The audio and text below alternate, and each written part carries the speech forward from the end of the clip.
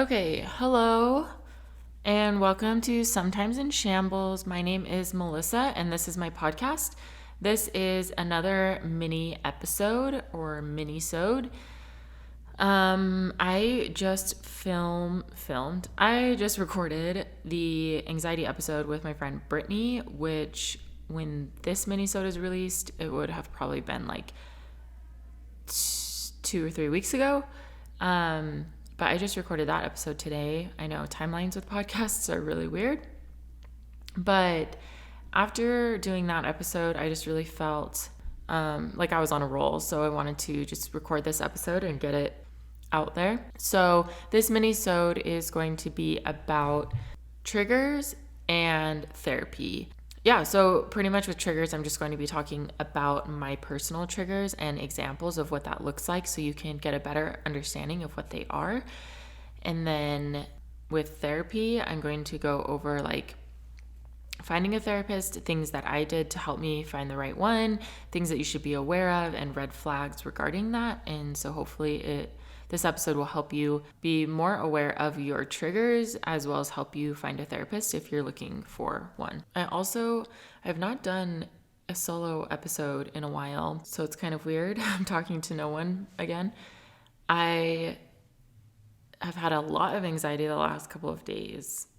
And so this episode might be a little bit hard for me. I don't know why all the solo ones that I do, I cry. But I'm going to try not to cry because when I was writing the outline for this, I was actually kind of like tearing up because, I'm talking about my triggers, which trigger me. So it is a little bit hard. But I think on top of that, I'm already anxious about a lot of things and I have been triggered the last couple of days. And my heart is beating really fast right now. So let's just get into this.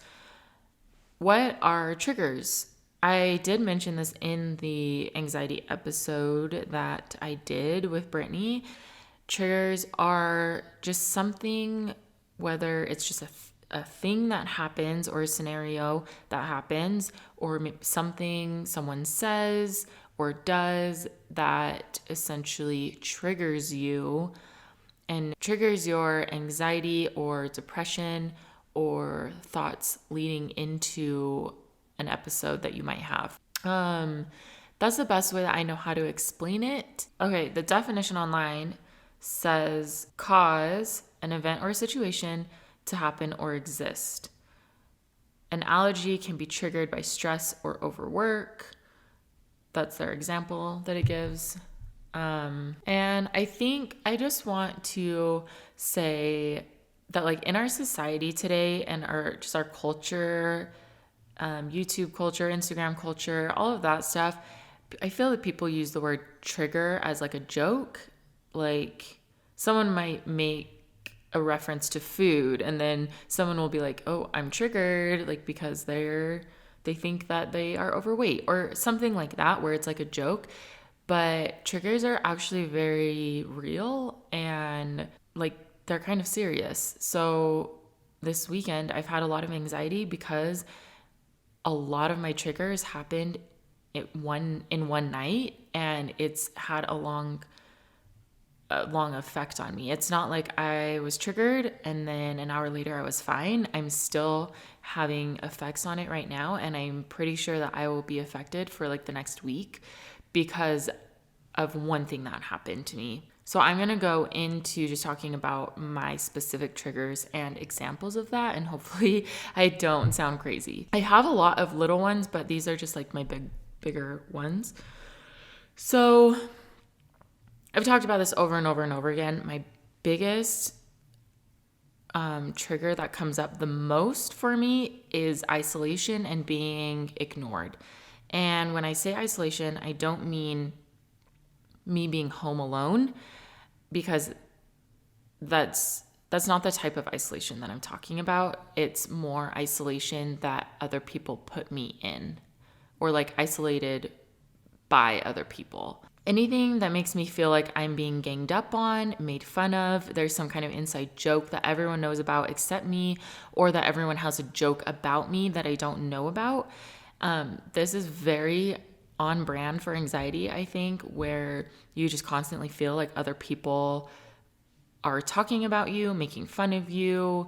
It's kind of plays into paranoia. You're just like paranoid that people have something against you. The root of this, I think, is usually when I'm in a situation where I'm around people that I don't know, where let's say there's like a group of best friends and then I start hanging out with them. I feel isolated already to begin with because I'm not in their initial group of friends. So like this last weekend, what triggered me, there were a couple of things that triggered me, and I talked about this in that episode, but I'm just going to say it again. There were coworkers that were hanging out, and one of them I'd never hung out with, and he had a friend who I'd never met before. Another one I had only hung out with one other time, and the other one I hang out with quite often, and I am friends with her. So they were all, and then there was another coworker that I've hung out with a couple times, and her boyfriend, and a couple other people that I didn't know. So it was like a fairly big group that I was meeting, and they all went to a comedy show earlier in the night that I didn't go to, and then I was meeting them afterwards to go out. And I was already having anxiety about that because I felt like I was an afterthought, and it was kind of like, oh yeah, like you can come out with us. I don't know. I don't know. I'm rubbing my collarbone, if you remember from that episode, because I'm very anxious. How do I explain this? It's nothing to do with those people. It's just me projecting my thoughts on what is happening in that situation. So I already had anxiety about meeting them. So I show up, meet them, everything's fine and normal, and then we kind of separate. The group kind of separates, and it ends up being the one coworker I've never hung out with, the one I hung out with once, and then the other one who I've hung out with a lot.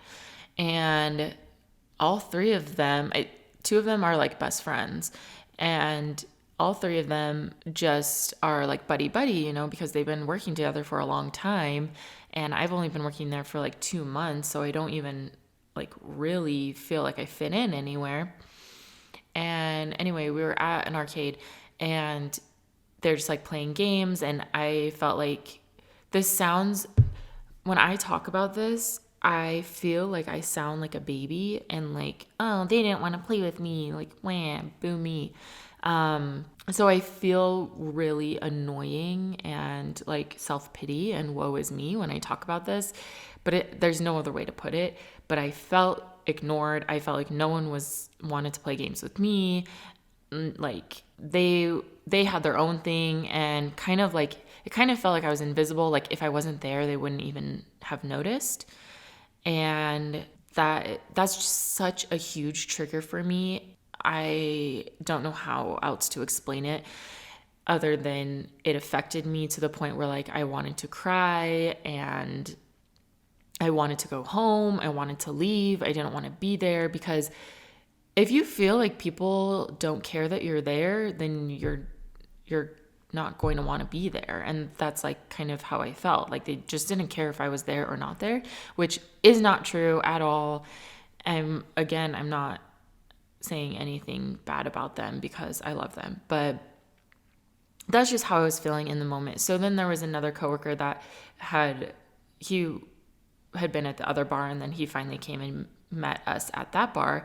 And so me and him like started talking, and then we went off and like played our own game. And that was when the night kind of turned around, and I didn't know him at all. So it's not particularly specified to strangers, because I think I am an extrovert by nature, and I make friends really easily with other people. It's just being put in like a ganged up situation where everyone's friends and I'm the odd man out. So when it was just me and the other coworker, and we went off and like played games by ourselves, it turned it around, because like I was actually having fun. Someone wanted to talk to me. Someone wanted to play games with me. And it was just like, it was a lot more fun for me. That was like a long drawn out example, but that's what I mean by like being ignored or isolation. So that's that one. And also, if I think that people are like talking about me, it's like very detrimental to my self-confidence. And that's the last couple of weeks, that's where I've been at, is for some reason, my self-confidence has been like non-existent. I have not had confidence at all. Every morning I get dressed like 10 times because I don't think that I look good in anything. I don't feel comfortable in anything. I feel like I'm being crazy, like I'm talking too much to coworkers, or I'm just like being annoying, or people don't want to be around me. And all of that is associated to mental health. And I'm not using that as an excuse because that's just what it is. And it's like hard for me to like climb back up to a sense of confidence. Yeah. So the next one is dating. I've said that a couple times also, that dating is a trigger for me. And I don't want people to I feel like when I tell people dating is a trigger for me, it kind of turns into like, well, I'm not going to date you then because dating is a trigger for you. And it sounds like a lot. But I think with this, it's just that when I date someone, I need them to know what I need from them. So words of affirmation is my number one love language because dating is a trigger for me. So it's a trigger because not knowing how the other person feels about me or what their level of interest is gives me anxiety. Not having words of affirmation about anything, such as if they like me, compliments, supporting me about anything that I'm doing at that time in my life, being kept in the loop of what's going on with them. So an example of that is like if I'm dating someone and they say, I'm busy this weekend, that triggers my anxiety because I feel like they're keeping something from me because they weren't specific. And then my mind wanders and is like, okay, well, they're busy doing what? Like, are they seeing somebody else, going on dates, going behind my back doing something? So, and like, it's way better for me to have them say like, this is what I'm doing this weekend. I have dinner plans with family. I'm going climbing with friends for a couple of days, or I have a lot of studying to do and I can't be distracted. Things like that are so much more helpful to me than just saying like, oh, I can't hang out tonight. Like, okay, well, why? And it makes me sound crazy. It makes me sound like I am very attached or like I need to know everything that's going on and like I don't trust that person. And it's not that I don't trust that person. It's just that people in the past have betrayed my trust. And so it has made me put up a wall around people and be more cautious, I guess. I don't know. I feel crazy. But yeah, like I dated a guy once who I literally don't remember a single time while we were dating. I think we dated for like 3 months that he ever complimented me. He never said that he liked me, like actually said the words that he liked me. He never said anything like that. And that it's just like constant worry. Like, okay, well, how much does he like me? Like, does he even like me? I don't know. So that kind of stuff is triggering to me, and just not knowing. I think I wrote something else. Also being anxious around like meeting a new guy on a blind date or dating app, and nervous if they like me more than I like them. When is the first kiss going to happen? And like, what if I don't want to kiss them? Then what happens? Just everything about and around dating is very stressful to me. And that's why right now, well, this episode is going to be released in a couple of weeks, but that's why right now I just kind of stepped back from dating, because I think I would much rather have something happen naturally and in person, because, well, I would much rather just meet somebody, be friends with them, and then maybe date them, because it happens more naturally and I don't have to have those pressures of, are we going to kiss because this is the first date? Or I don't know. It's just, I want something more natural to happen right now. And so I kind of took a break on like dating apps and setting up all these blind dates, because it's a lot. So the next one is the one that I kind of don't talk about a lot, because I think it's the most vulnerable thing for me. And it's very, God damn it, I'm already tearing up, and what the hell. People calling me selfish is very triggering for me, where I just shut down completely. Like the other ones, it kind of builds up and it's happening and I know it's happening and I can kind of remove myself from the situation or talk to somebody and tell them like, hey, I don't like that this is going on, whatever it is. But people calling me selfish is like on another level for me. It's a long story of the background and I know what it is. I kind of worked through it a little bit in therapy, but therapy is just like a very long process. But a short story, I had a fight with my mom like back in 2015 and it was the worst fight that have ever had, and I didn't talk to her for like probably like a month. We weren't really talking after that happened, and I think that I'm very close with my mom and we have a pretty good relationship and we are very similar. So this fight was just like very not normal. But when the fight happened, I just remember that she was constantly calling me selfish through the fight. And I think that's the first time that someone like told me that I was selfish. And whether that was true or not, I believed it. And since then, I've just been very sensitive with caring about other people. And I am constantly, when I say constantly aware of if I'm asking other people how their day is, what they did that weekend, what are they doing that weekend, telling them to have a good weekend or a good day, being appreciative, saying thank you. I literally am constantly thinking about that. If I am just texting anybody and we're in a conversation, I have to like mentally be like, oh my God, I need to ask them about their day. And it just doesn't come naturally to me. So it's something that I constantly have to think about and make a conscious effort to do. And I think since 2015, I've worked very, very hard the last couple of years to improve that. And I feel like I've made incredible improvements. But when I have friends that make a small comment or even hints towards me being a bad friend or being selfish, I just shut down and become very hard on myself, thinking that I've made no progress at all and I feel like a failure.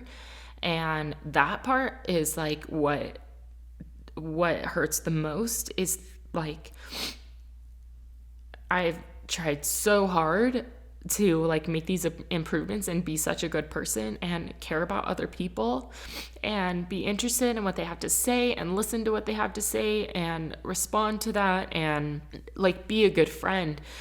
And I still have people like making hints towards me being selfish or being a bad friend, and it just is so hurtful because I've tried so hard to not be that. So yeah, this is like the scariest thing I've ever talked about on this podcast because I don't know why, it's just like the most triggering thing for me. And I don't talk about it a lot because I don't want to like plant the seed to people that I've had like problems with that in the past. So those are like my main triggers. And those are more general ones. I think other triggers can be just name calling. I don't know what else, but I think you get the point. I think it's important to talk about them and to be more aware, and it helps so much when you know what your triggers are and you can become more aware what makes you anxious. And if you don't know what your triggers are, that's all you have to pay attention to is when you're anxious or depressed, what happened that made you feel a certain way that's different than your normal everyday feeling. And they're usually just think about on a broader spectrum. Like, don't think about I don't know, maybe an example is for dating, for me, if I had a panic attack, why did I have that panic attack? Who was I just texting? Or what happened earlier in the week? Or what was very consistent during that week? And so maybe it was that someone that I was dating just wasn't being as communicative as I want them to be. And you just want to be aware when there's a change in how you're feeling and what caused that. And that's usually your trigger, especially if it happens repeatedly and the same thing is making you feel the same way. Okay, so moving on to therapy. I am really excited to talk about this because I won't cry talking about therapy, hopefully. Okay. Again, I just want to reiterate that I am not trained in mental health, nor do I have any qualifications surrounding it. These are just based on my experiences and what I've noticed when being in therapy or looking for a therapist. So finding a therapist, this is what I did the most recent time when finding a therapist is I just did a Google search for therapists, and then I started looking at people who were who had a specification, I guess, in depression or anxiety, because that's my main thing that I need to focus on or wanted to focus on in therapy. Most therapists are specified in a field such as like marriage and dating counseling, LGBTQ, PTSD, things like that. So when looking for them, I would look at their name and then what they're specified in, and I wanted to make sure that they had experience with anxiety and or depression. I knew that I didn't want someone who's very like one-sided Mormon, pretty much. To put it bluntly, I didn't want that. So either someone who wasn't very active or judgy, or just someone who wasn't religious, because I've had an LDS therapist in the past through LDS services, and it was very religion-based, which is just not what I wanted this time. Since a lot of the things that I need therapy on are pertaining to me leaving the church. And I felt like I wouldn't be able to talk to someone who was a member about leaving the church because, one, they've never experienced that, and two, they wouldn't be okay with the fact that I left the church. And it's just a huge thing. So, of course, they don't list their religion like on any websites or anything, and this might be a weird thing, but the way that I was very judgy and judged a book by its cover when doing this, because I just looked at their pictures and I feel like I could just tell like they were Mormon, and if they were, then I strayed from them. So I don't know, take what you want from that. So the therapist that I ended up going with had her own website, and on the website she had interviews that she had done like on like talk shows and stuff like that. So I could watch those interviews and get a sense for how she talks about things and kind of like her style of therapy. So there's talk therapy, there's EMDR, there's both. Some therapists only do one type of therapy. Or some just know how to do multiple styles of therapy, and they just find a method that works for you. EMDR is eye movement desensitization and reprocessing. It's a psychotherapy treatment, and with my therapist, I use that. I do talk therapy and EMDR, and EMDR is very different, and it has been, I kind of had to go to therapy on how to use EMDR for therapy because it was really hard for me to get used to, and I'm still kind of not used to it. But that's kind of for more like long-term things or things in the past that I've kind of repressed a little bit, and kind of rewiring your brain to not have those situations that happened to you in the past be a trigger for you now. So it's just like very hard for me to get through. So right now in therapy, I kind of am just going through if something is bothering me through that week or something happened, a specific event. My therapist kind of leaves it up to me what I want to talk about, or if I want to jump back into EMDR therapy and go back to some stuff in high school that we've been working on. Another thing is like if my insurance covered it, which I actually didn't know until my first session. And then the next thing is that first session. So I went ahead and made an appointment because I felt pretty good about her. So I made an appointment. And then the first session is like a trial run. So if the first session is where you should be looking for all the red flags or if you feel good about it, etc. And it's okay after the first session to say, I don't think that this is for me. And like, you can do whatever you want to break up with your therapist. Like you can make something up and say like therapy is just not right for you right now, or you can just be honest and be like, I'm sorry, I just don't think that you're the therapist for me. That happens to therapists all the time. Like they get broken up with, and it's okay. They won't be offended because they want what's best for you. So don't feel like you have to stay with a therapist just because you're already there and you're already doing it.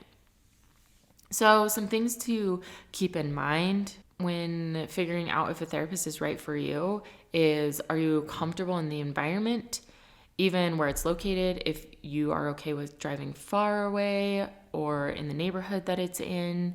I've talked about this before, but like one therapist that I went to, I only went a couple times and I was not comfortable in her office at all. And it really makes a difference, the environment that you're in. You want to be comfortable where you are at. Then another thing is, do you tell them everything?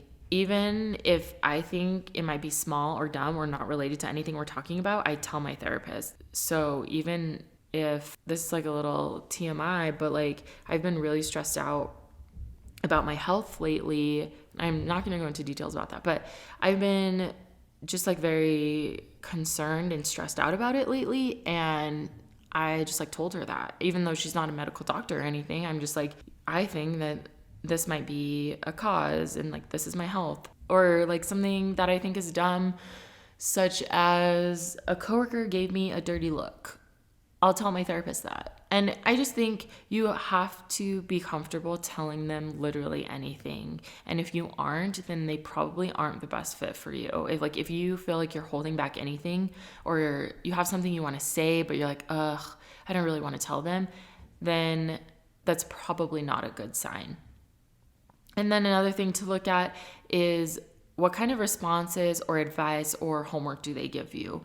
My therapist gives me reading suggestions she thinks that I'll like. She sends me articles throughout the week. She gives me podcast suggestions, like when I start a new job. And she also always remembers every little thing that I mention. Even if I don't remember that I told her, she somehow remembers it. Like, I think that's very important that they remember things. And then another thing is, do you feel like you're making progress? So if you're with a therapist for a little while and you don't feel like you're making progress, then it's okay to switch therapists. And also you can ask them. I ask my therapist very frequently if she feels like I'm making progress, and we talk about it. We talk about like, if I feel like I'm making progress, if she feels like I'm making progress, what that progress looks like. Because that's your main goal in therapy, is to get better or learn how to manage your mental health or whatever you're going to therapy for. The red flags, I'll just list them again really quickly. I've talked about them before, but not comfortable in the office, holding back some things from them. They don't remember what you said in previous sessions. They are giving you advice that you don't agree with, or you have different views on a subject than them.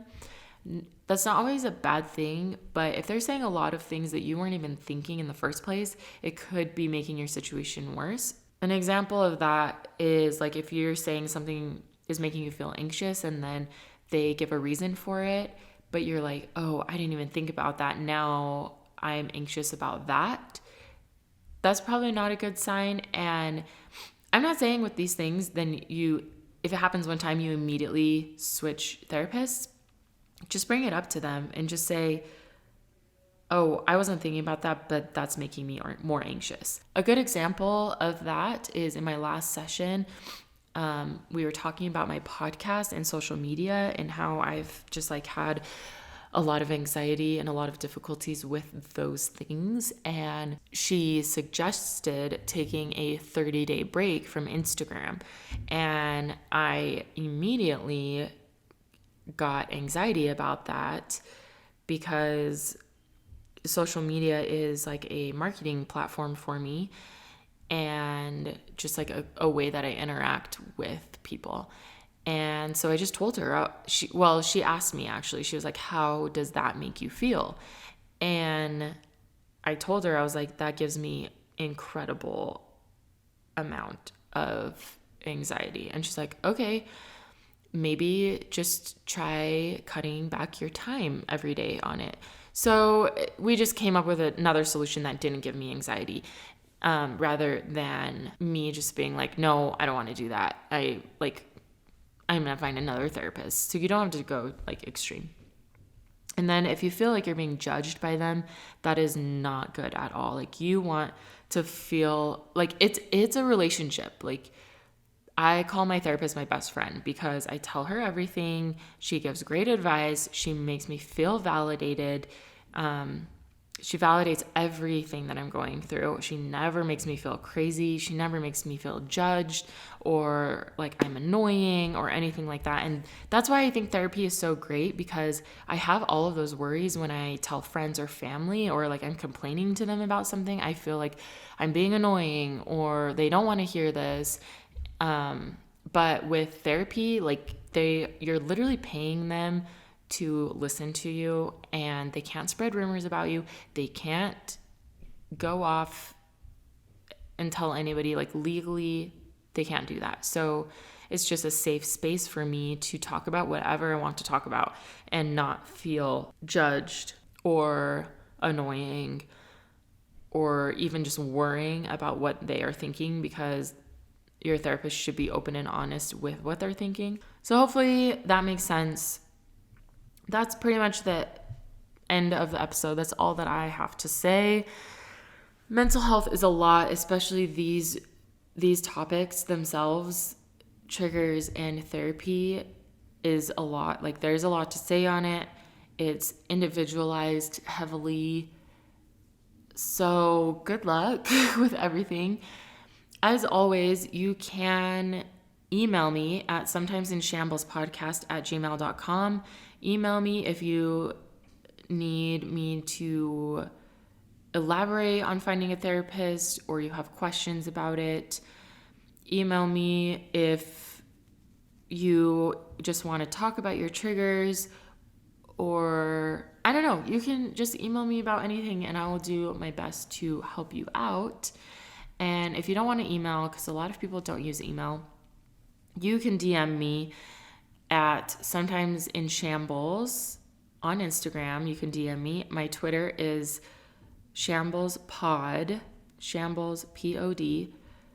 That's my Twitter. Yeah, those are my socials. So you can reach me on any of those platforms if you feel like you want to talk about any of these topics. Or if you have anything to share that I didn't say, you can share it with me, and I can share that on the podcast with everybody on the next episode. So thanks for listening to this minisode on triggers and therapy. Have a good day, you guys, or a good night. Bye. I hope you guys enjoyed this episode of Sometimes in Shambles. The intro music was done by my friend Lucas Cathy, and the artwork was done by me, myself, Melissa. If you liked this episode, please rate, review, and subscribe, and we'll see you next time.